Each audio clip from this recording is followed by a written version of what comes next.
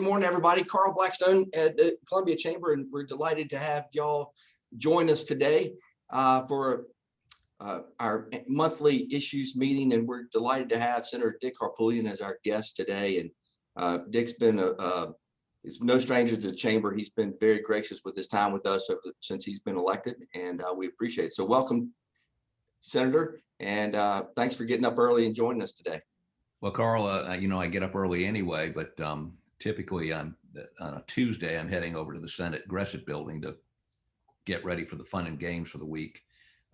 So it's not an inconvenience to getting up, and actually you're keeping me from that. I was going to use some expletive words, but keeping me from having to go over and deal with issues today.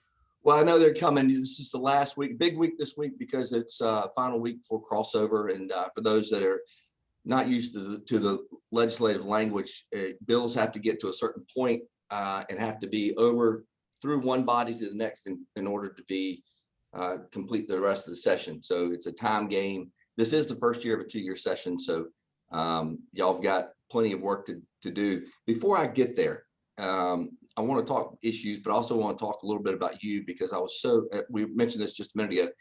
I was so enthralled with this recent podcast you did with Vincent Shaheen and Joel Lurie, which I found fascinating. One, your episode, but I really like what they're doing in the podcast.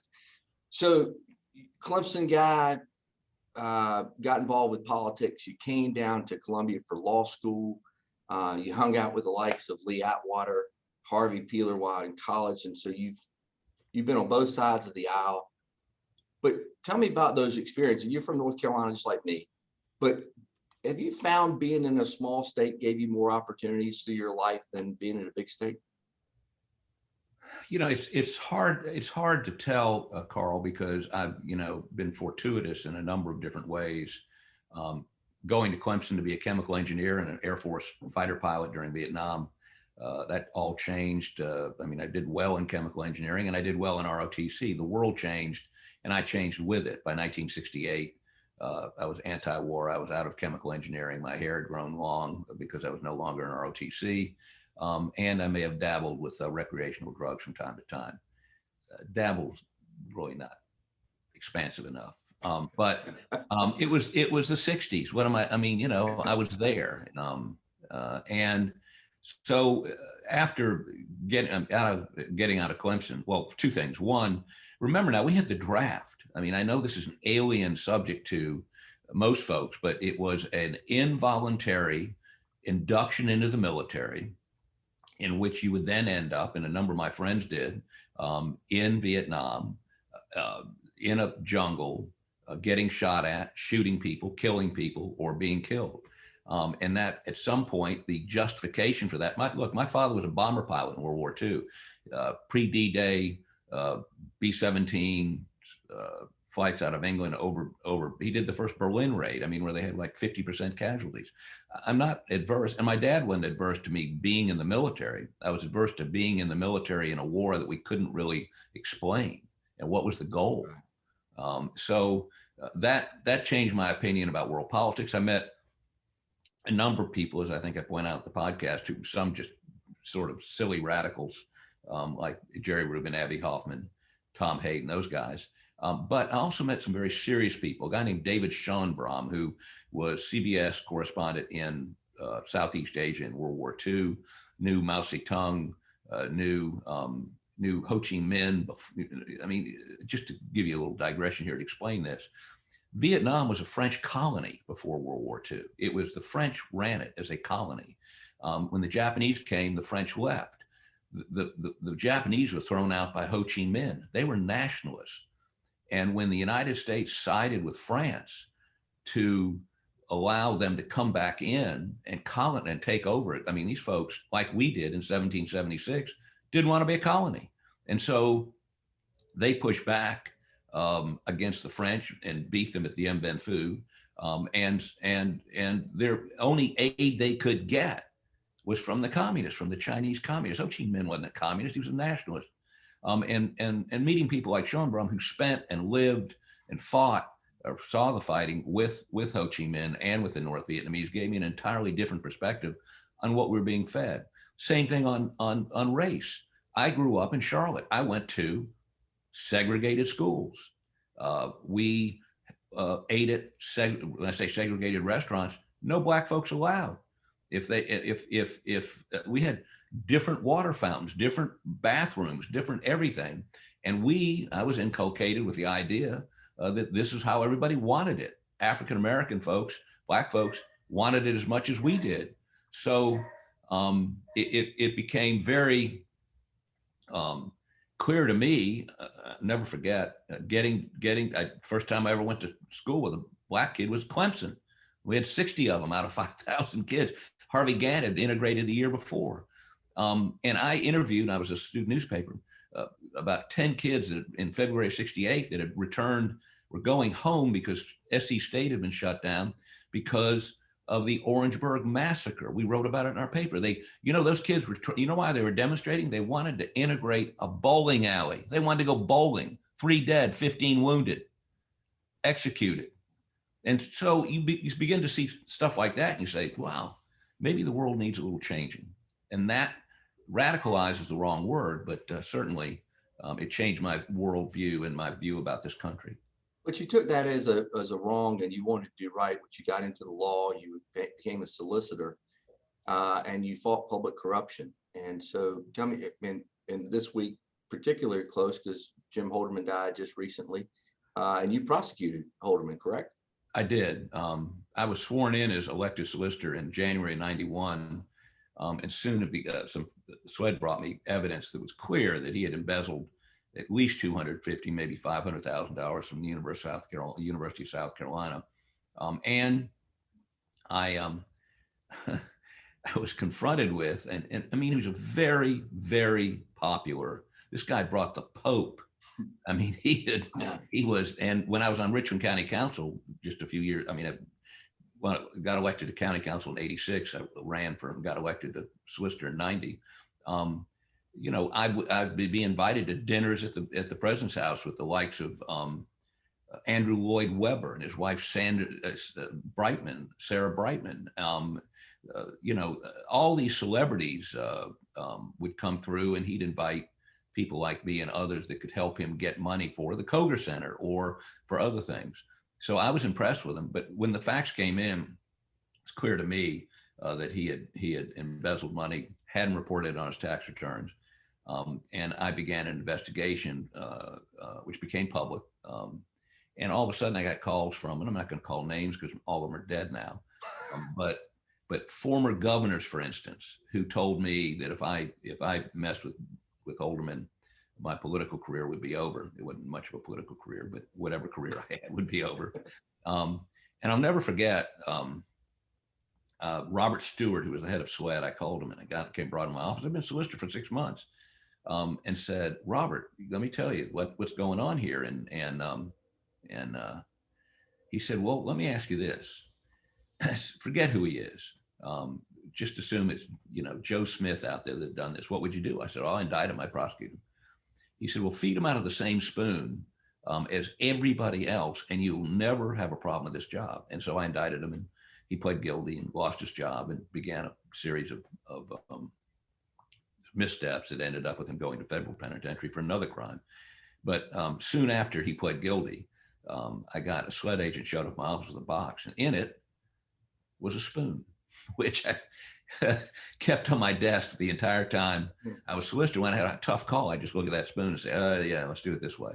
And by the way, the idea that rich white kids got breaks and poor black kids didn't, that spoon didn't mean that you gave everybody the harshest thing. It may be that you cut everybody a bunch of slack. So I set up the first PTI program when I was deputy solicitor. We had a church and a school solicitors program where we mentored kids rather than sending them to DJJ, all kinds of things. Very proud of my service as solicitor. Well, that's, by the way, Chief Stewart's one of my favorite people. He gave you sage advice. So he always has. Yeah, that's terrific. But I think that's prepared you, I guess, in a way for what you're doing now, which is you're still using that same spoon up at the state Senate, right? I mean, well, let me say this, Carl.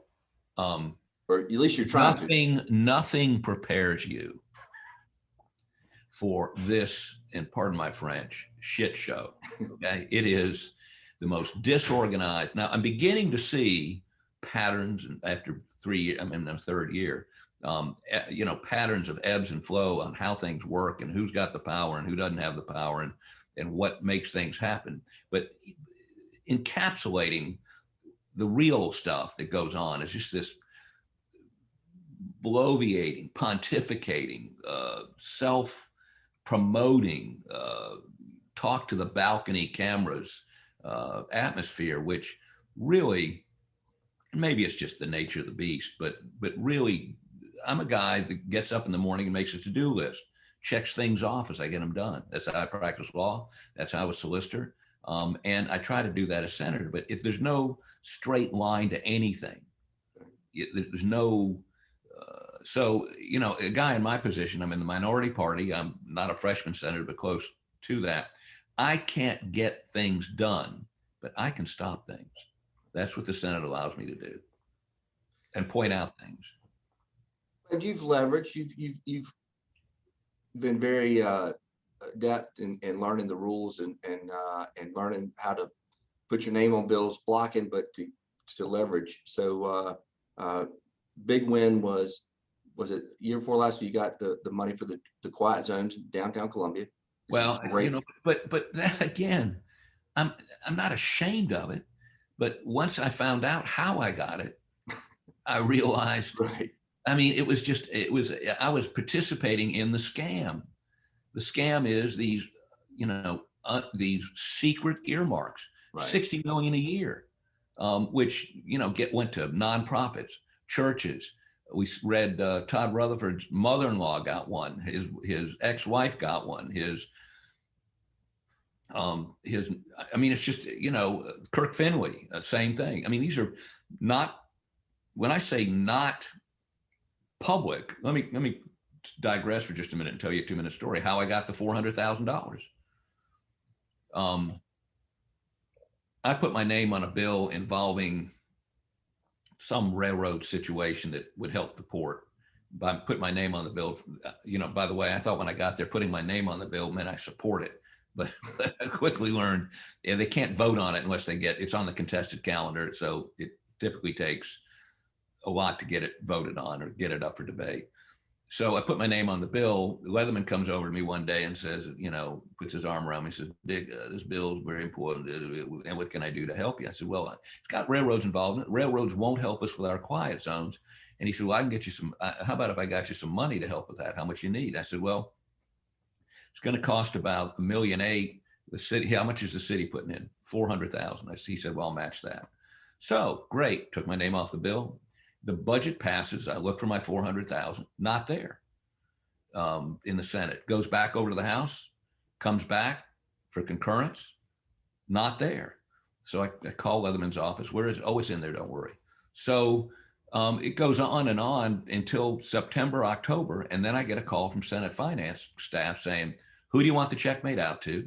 And who do we deliver to? I said, oh, make it out to the city of Columbia, deliver it to me. So I get this check for 400,000. I take it over to Steve Benjamin, get my picture taken with him, taking the check, gets published in the local papers. I'm proud. But then I look at the check, and it's from the South Carolina, basically the Department of Public Safety, which is the Highway Patrol. So why am I getting $400,000 for a railroad safety program in the city of Columbia from the Highway Patrol? And so I began, curiosity is a curse I have. And so I began looking into it, and I began serving FOIs. And what I found was, let's say the Department of Public Safety requested $10 million in their budget. Well, the budget has 12 million in it, with 2 million for grants, no explanation. And they did that, in a number of different budgets. And what happens is, after the budgets pass, the Speaker of the House Ways and Means Committee and the Senate Finance calls those different agencies and say, write a check to City of Columbia, $400,000 delivered to Harpootlian. Not only no transparency, I mean, it is a number of these entities. There's a golf club in Barnwell, South Carolina, got $200,000. There are churches that get, $250,000. We don't know for what. So I served all of those FOIs, and I obviously raised hell about it. And I gave copies of all those to the Post and Courier and the state newspaper. They've run some extraordinarily in-depth, scathing stories about them. And we think Shane Massey, to his credit, after we consulted, is introduced. We have a rule now that prohibits that, which is going to, I'm beginning to see signs it's going to be bypassed this year. I mean, this is it's the grease that makes the wheels of the Senate and the government work, and it's got to stop. Yeah, look, I don't mind these monies going out. I just want to know what I'm voting on, and I want to make sure the public understands that, you know, a entity owned by Todd Rutherford's mother-in-law got $400,000 or $500,000. I mean, and if it's legitimate, that's fine. And by the way, the Budget and Control Board, or whatever it's called now, Fiscal Accountability Board, has the authority to ask the state auditor to audit any one of these non-governmental, nonprofit entities. And I just this week asked them how many requests for audits have they gotten. The answer is zero, never, ever. So the governor's got some skin in this game. He's responsible for all these agencies that write the checks, and he's on the budget of the Fiscal Accountability Board. So that's a long answer to a short question. I'm sorry. No, it's that's been going on a long time. They used to have, just back when I was in the governor's office, they Sanford called them out on a few things, and we had a Powdersville very famous fire truck buried in DHEC budget. So which you couldn't find, right? Right, couldn't find it all. So that's where it really started back in early 15 years ago. Let's talk about some of your pet issues that you've had, and you've been very clear from day one that you're going to have a couple of issues that you're really going to focus on. And one has been very prominently played out in the papers is 5 points, which it's not a new thing. You've been talking to bars and restaurants and university city officials for years because you're a neighbor. You live right. Correct. 5 points. Talk about where you are on your, because just for the record, I people could say, man, Harpo is just a liberal anti-business guy. He's coming after everybody. And I've not found that to be true. I've seen you're pretty much a realist. Talk to me about the mindset of what's going on with 5 points, where you are and your neighbors. Okay, well, let's understand the business model in most five points bars is serving hard liquor to underage kids. The devastation that causes, and we're working with the university on this, the intoxication, the binge drinking, the lifelong impact of that, plus the crime. There are 12 cops, at least, city police officers in 5 points, Thursday, Friday, and Saturday night every week. In the Vista, there are 2. It is a haven for crime, not just the drunk kids, but the predators that come in to prey on them. And it's a business model. Now, I'm not against small businesses if they obey the law, but they're not obeying the law. Compounding that is, and we have been successful in shutting down a few of them. We need to shut down a bunch more.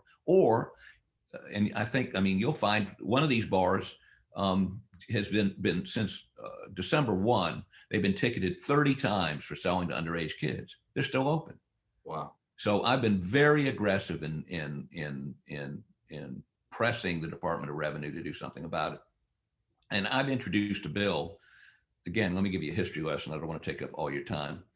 This is a fascinating history lesson because it explains why those bars shouldn't exist at all, period, under the law. It's just going to be a history lesson. In 1887, the main street from Gervais back to Washington was a series of what they called saloons, okay? And brothels. Now, the biggest brothel is still there. It's on the other side of Gervais Street, but the series of saloons and brothels. And if they became so notorious, for instance, the senator from Aiken shot and killed the sheriff's son in a brawl one night. They were friends, they got drunk. Out of that, the newly elected governor, Ben Tillman, swore that he would do away with the saloon.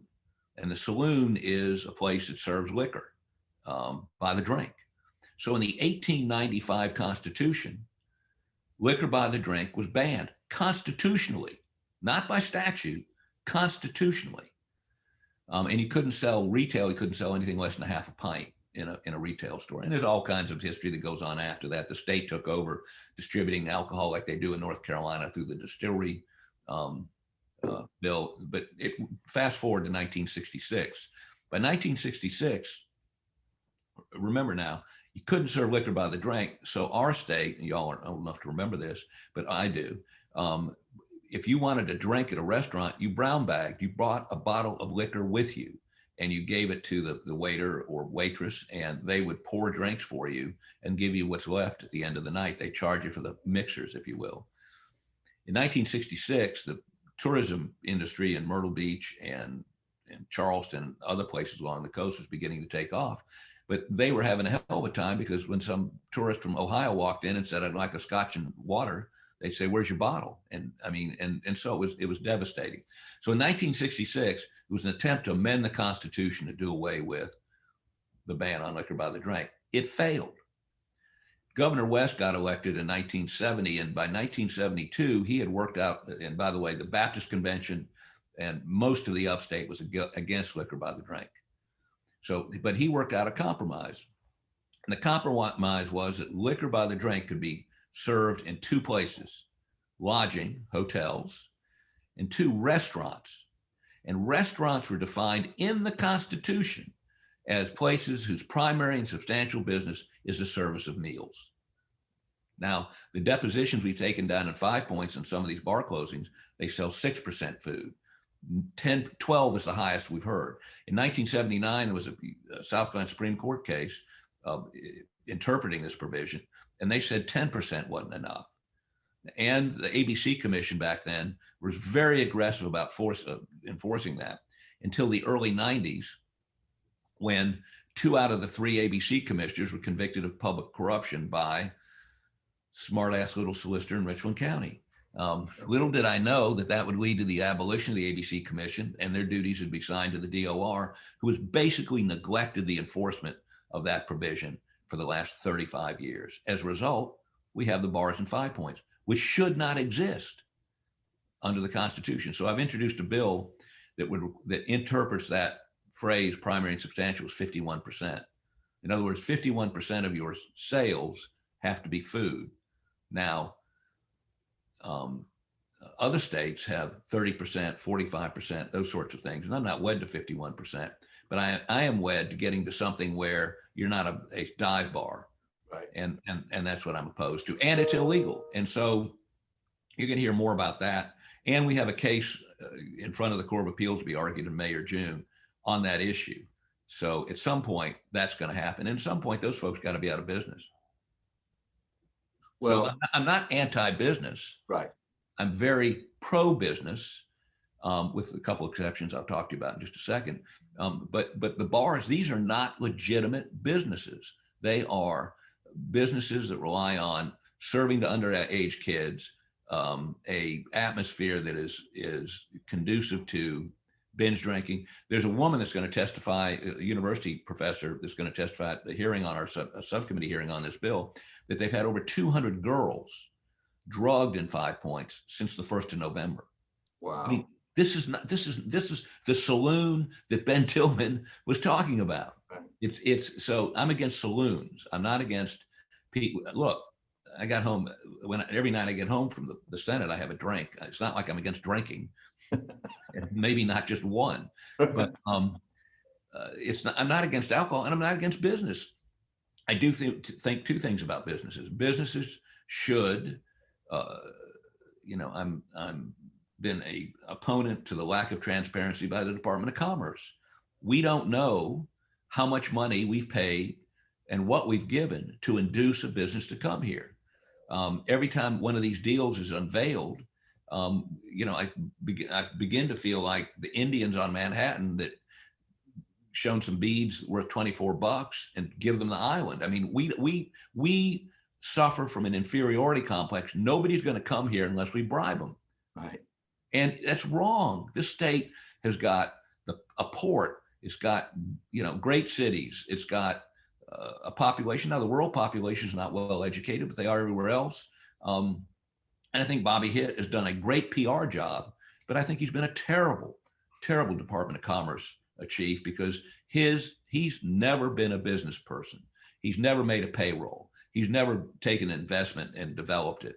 That's why people like Bob Faith or Charlie Way or Joe Taylor were much better at this job. And I've drawn the line in the sand. I've sued the department over GT Tire up in Chester. 5 years after that deal, they won't tell us what the inducements were. So there's going to be some changes, and Wes Clymer and I, and it's bipartisan effort, are working very aggressively to open that up. You sounded libertarian there a little bit. Look, so call me a liberal, call me a conservative, call me a Nazi, call me a fascist, call me a commie. I mean, why do we have to have these labels? I believe that you should approach problems based on what you think the functional result are. And as you know, last year during the Democratic primary here, I called out some African-American legislators for taking money, $50,000, one of them took from Tom Steyer to be a consultant and endorse him. I called him out. The House Black Caucus had a press conference, called me a racist. Whoa, no, not that. I mean, good golly, who cares? I don't. Yeah, well, it brings up a good question my friend John Barnes has for you in the chat. So feel free, for those, if you have a question, throw it in the Q&A or chat. We'll monitor this. But John brings up a good point. He goes, how should the state go about attracting large-scale economic development? Is there a way to do it without the incentive packages that you have opposed? Certainly, there are ways to do it. And other states do it much more effectively than us. North Carolina, for instance, has a law that once the deal is signed, it's whatever the deal was is public. Okay. Now the number one thing you do is make sure that you're going to be able to justify that deal publicly, which they don't have to do. Number two, we don't have any, in my opinion, we don't have anybody with the economic background to negotiate with like the guy that owns the Panthers, or this Gallo deal. I mean, I don't know they won't tell us what the incentives are. So I don't know what the incentives are, but and they say they got to invest 400 million and employ at least 300 people in Fairfield County, which they need the jobs. I got it. But what did we give to get to that? What did we give to get Boeing? What did we give to get Volvo? These are facts that should be examined by the legislature and the public. Why are we ashamed of it? It's more about the accountability piece, not necessarily, you're not against incentives. It's just making sure that those incentives are talked about and there's after action review. Well, I think right. I think the transparency piece will regulate or allow there be regulation of the incentive. It's a process. Right now, there's no oversight. And by way of example, when I initially met with Bobby Hitt on the Panthers deal, he told me, oh, it's going to create 6,000 jobs. I hired out of my own pocket a woman named Rebecca Gumstonson. Yeah. Yes, who was the economist for MIT graduate, the economist for the Department of Commerce for a number of years, who said, look, he's using a 20-year-old, 25-year-old formula. The real number is 204. Right. Okay, so he's interested in announcing jobs so the governor can then say, I created in my administration 50,000, 100,000 jobs. He's not interested in actually making an investment that in my opinion, is economically viable. I mean, if he's telling me 6,000 and the real number is 200, and by the way, when I confront him with him, he says, well, no, I don't know. So, and that's the problem. The problem is we've given him hundreds, literally billions of dollars of our money to do with as he wishes. Let me just digress for 1 second. Supposedly there's oversight by something called the Coordinating Committee, which has appointees from a number of different constitutional officers. Wes Clymer and I asked for a Legislative Audit Council review of the Department of Commerce last year. In 10 years, do you know how many deals that the Coordinating Council turned down? Zero. You know how many audits were done by the Department of Revenue of whether people actually met their commitment?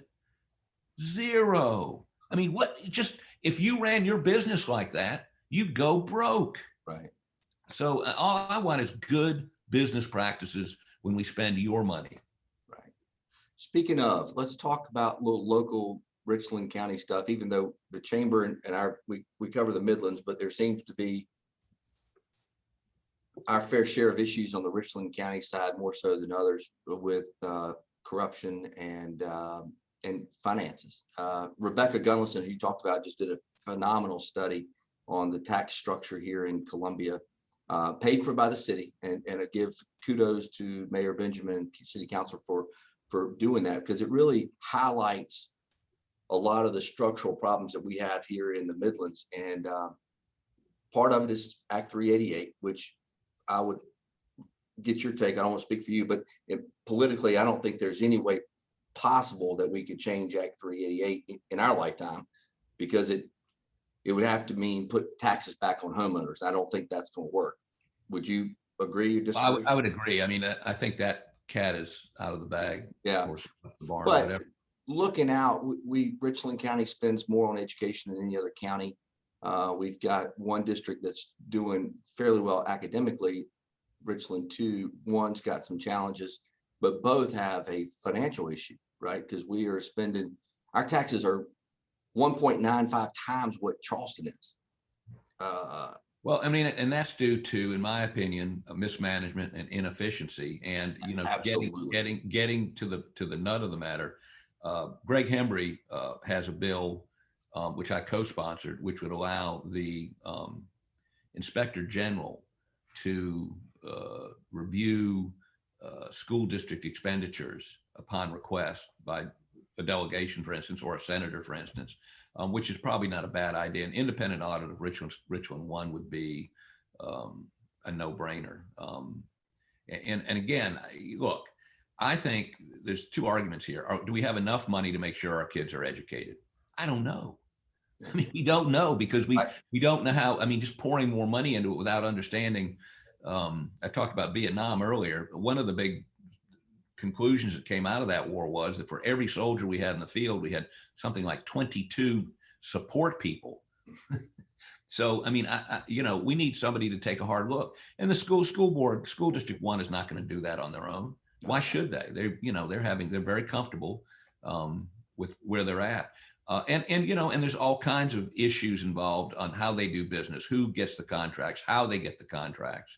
And again, I'm your senator. I'm not your school board member. I'm not your solicitor. If I were your solicitor, I might be scrubbing these school districts a little bit more. Would love that. And that, by the way, if somebody has some information about that, they ought to go see Byron Gibson and make him do something, or not do something, but at least confront him with the issues in writing. Right. Fair point. Because he's up for the election. Well, I think we're going to have to look at that from a business community standpoint, from a future workforce issue, and the number of kids that attend schools that don't meet state standards in Richland County is just deplorable. And we got to have a trained workforce to take care of us years from now. And so it's a big issue from the business community, and the amount of taxes we're deterring business from coming here. So more on that later. But let me jump in on something you just said. Yeah. I think it's very important, because it's fascinating to me how we're ignoring this. The new Recovery Act that has been passed would allow, the federal government would pay 95% of the Medicaid expansion costs, which would be billions of dollars in the state of South Carolina. Not virtually every other state, but 30 something states, including places with Republican governors like Florida and New Jersey, have bought into this. The cost to the state is a fraction of the benefit we would get. It would be the largest economic development that I think the state has seen in a long time. Bigger than Boeing, bigger than Volvo. It would create jobs for teachers, for nurses and doctors and open hospitals, and fund an expansion of services to almost 200,000 South Carolinians, all of whom are working. These are working poor that don't have health insurance. And I think we just saw from the pandemic, those are the folks that get sick the quickest, because they don't have any health care. It just seems from a business standpoint, not smart to not spend that money, but the governor's drawn the line in the sand. Philosophically, he's opposed to it. I think the business community, the chamber, ought to say, take the money, spend the money. Because this is I mean, you talk about an educated workforce. How about a healthy workforce? Right. I mean, and of course you can't learn if you're sick. So, I mean, I think that's a no-brainer, but apparently Henry's decided that from a political standpoint, he's got to remain pure, which again, Rick Scott didn't do in Florida. They didn't do it in New Jersey. A number of Ohio, a number of Republican governors have taken the money. Right. And that was when it was 90%. They've discounted it to 95% will be paid for by the feds in the new bill. Wow. And still, that to me, if the chamber wanted to do something, it's a no-brainer. That would be what the chamber would do to help, our workforce, and it's immediate. But we'll have to take a look. I didn't know about the 95. That's pretty interesting. I'm going to try to get you out of here. Got two quick questions from folks on the chat box. One, in January 2020, the Richland delegation planned to begin meeting quarterly instead of annually to provide for more timely commission appointments, yet no such meetings have been held since. Is that still the plan, or are there other methods being examined for filling expired positions? Great question. Leon Howard is chairman of the delegation with Jimmy Bales lost last year. Leon's taken over. It's up to Leon. And I've encouraged them. We got a bunch of vacancies in all kinds of boards and commissions. We'd have to do it virtually right now, although I saw the Georgetown delegation met in person last night. I think everybody wants to be able to do that in person so that we can see the applicants and have a real discussion. No offense to this Zoom stuff, but right. Yeah, it's it's very one-dimensional. Difficult. Right, it is one-dimensional, and you can't really pull somebody off to the side and try to work a deal out, if you know what I mean. So that's up to Leon Howard, and we've been talking about it, but I suspect until we get through the budget, we're probably not going to have anybody really focused on it. All right, thanks for that. John Barnes has another quick question. How do we create a functioning Department of Transportation for our state? Do we need a DOT? Wow. I mean, here, I don't know enough to answer that question. I mean, I'm not on the transportation committee. I will say this. I think Christy Hall has been very responsive to any questions I've had. I think she's doing, when I say pretty good job, designed this malfunction junction fix. I'm concerned that it'll be obsolete the day they finish it. I agree with that. But do we need a DOT? We need somebody coordinating all that, because it's probably, billions and billions. If this infrastructure bill passes, think about more billions and billions and billions. And there's a study process that I just know from my experience here locally that it allows folks to weigh in. I really can't answer that question because I don't deal with those issues every day. Now, ask me something about just been appointed to a subcommittee that will deal with looking at horses and equine businesses, like perhaps even horse racing, horse gambling racing. So we'll see what happens with that. I'll follow up with you on that one. That sounds enlightening. All right, we've got about 9 minutes. Big issues coming up. You've got a budget to deal with in the Senate. The House passed 10 days ago. And then you've got some big ticket items that, like Santee Cooper. We got to do Santee Cooper this week, in the next 3 days, if we're going to get it over to the House. And that we got a reform bill that I've been to 10 different subcommittee meetings and been in negotiations on trying to work out the deals on a more accountable, better supervised Santee Cooper. And I think it's a pretty good bill, but there's folks in the Senate that don't think it's accountable enough. And it's going to be a floor fight if we get to vote on it. If we don't, then we still have the House bill they sent us, which will get,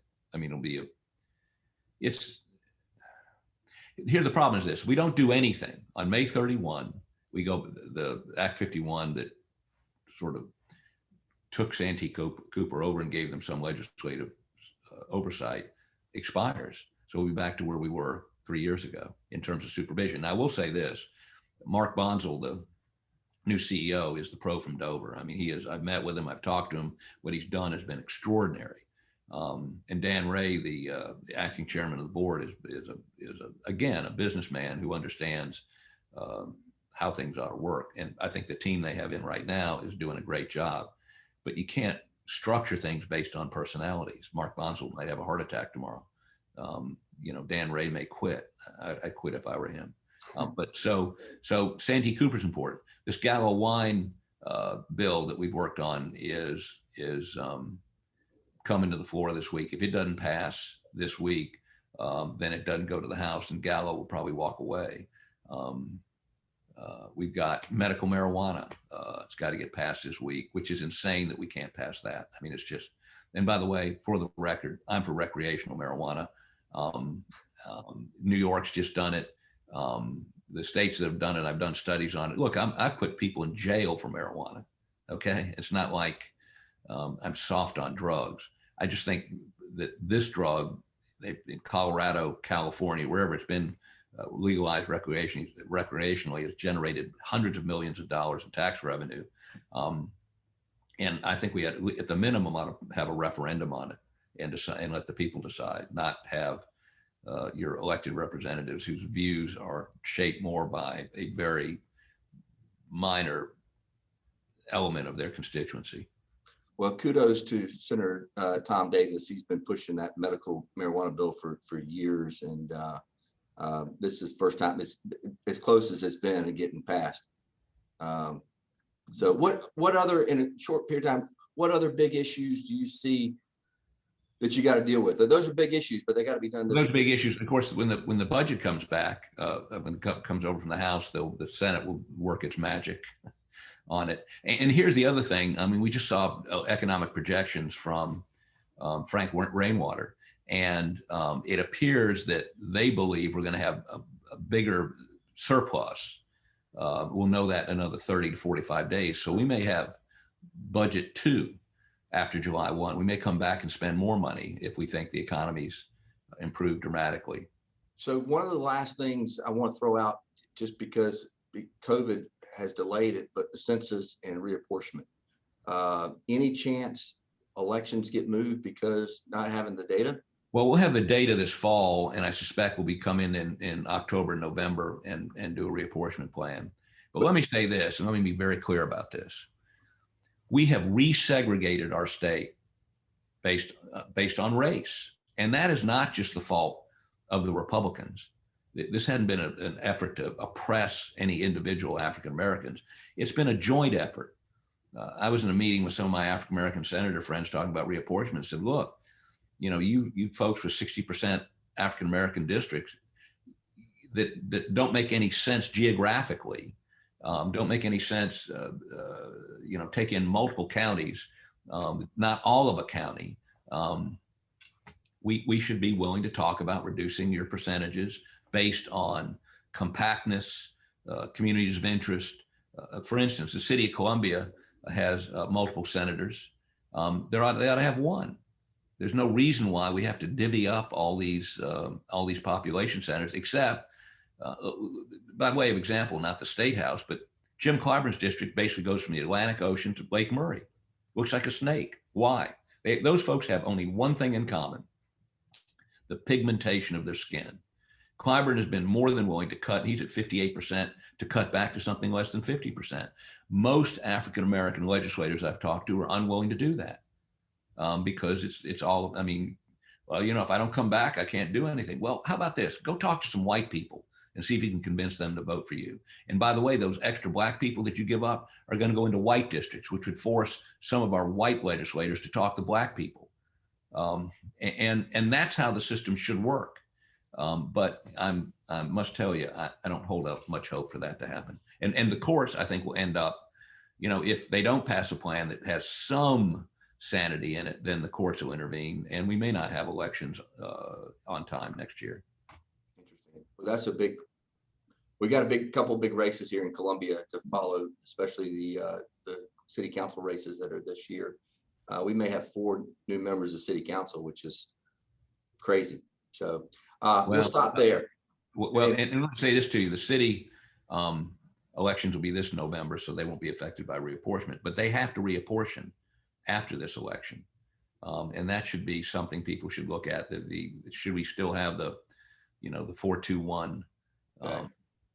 Is that something that's appropriate? Why shouldn't we have at-large elections? All of them. Well, it depends how the other lines are drawn, right? Well, no. I mean, just everybody run at large. I mean, we elected an African-American mayor. Right. It doesn't mean that, and it's a city that's what, 40% African-American, 42% African-American voting age population. So an African-American candidate would have to convince like 1 out of 8 white votes to vote for him. And, we've elected an African-American president. We've held Tim Scott. We've elected an African-American senator.